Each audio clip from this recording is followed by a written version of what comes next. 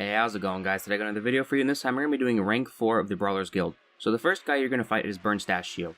The first thing you want to do is do not move, otherwise you're going to die by fire.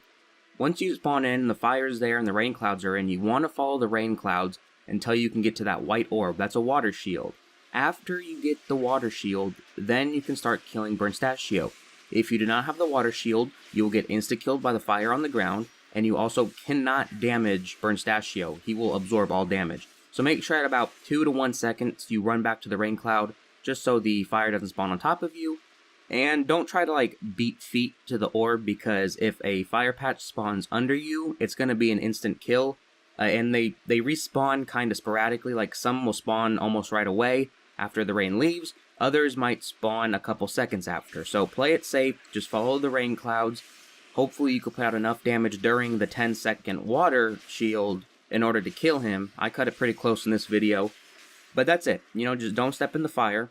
At about 2 to 1 seconds, start following the rain clouds again. Whenever you can, grab the water shield, and then beat the hell out of Burnstachio. Now, as a DK, I have anti-magic shell, so I can take more risks.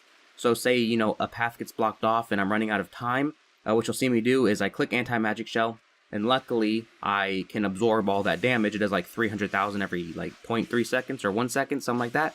So if you have something kind of like that, use it. I'm sure if the anti-magic cell works, I'm sure Paladin Divine Shield or whatever it's called will also work to get the orb. Though I don't know if you'll be able to pick it up with Divine Shield. You should be able to. But this is it. I just decided to leave the fight in fully, just to show you guys nothing else happens. I'm in the last 15 seconds, so, I don't move. When the shield gets low, it's either now or never. Luckily, I end up finishing it with just 3 seconds to spare or something. So we're going to move on to the second one, Meatball. So you may remember him from the last one. He does the same thing. Every time you hit him, he's going to drop an orb, as you can see right there. Go through the orb. It starts stacking and increasing your damage. Depending on the item level, depends on when you want to start attacking him. But make sure you're always hitting him to spawn the purple orbs. I went at about 30, 35. I started really heavily attacking him. But you could go all the way to 50. The max stacks is 50. So if you want to go to 50, you'll have plenty of time. It'll probably take you a good 45 seconds to get 50 stacks, depending on where the orbs spawn. And then once you're ready, start beating him down. That's pretty much it, though. He does melee you, and he could... I don't know really why I used that. Probably should have saved it a little bit longer. He does melee you, though, so hopefully you have some kind of damage mitigation or some kind of self-healing just to really watch out.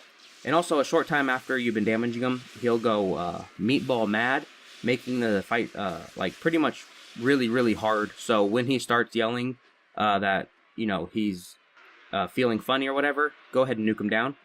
This is the next boss, the third boss, the GG Engineering. So there's a couple things you have to watch out for. Obviously, they're going to do their normal attacks, which is the Gnomish Death Ray from Bo. You can't really do anything about that. And then the Goblin Rocket Barrage from Max. What you want to do is try to use the Rocket Barrage to hurt one of them.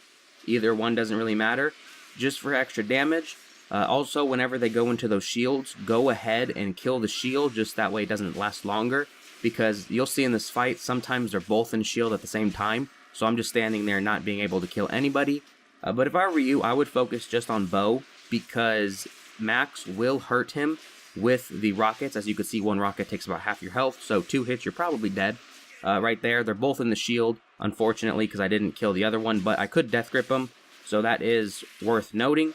But that's about it. Just try to stay on Bo whenever you can. Break the shields when they go in it. Watch out for the rockets. And use the rockets to your advantage, obviously. Try to damage, like I said, Bo with the rockets. And you should be fine in this fight. Even if your item level or your damage output isn't that high, the rockets should be enough to really push it and win. So that's basically it for this fight.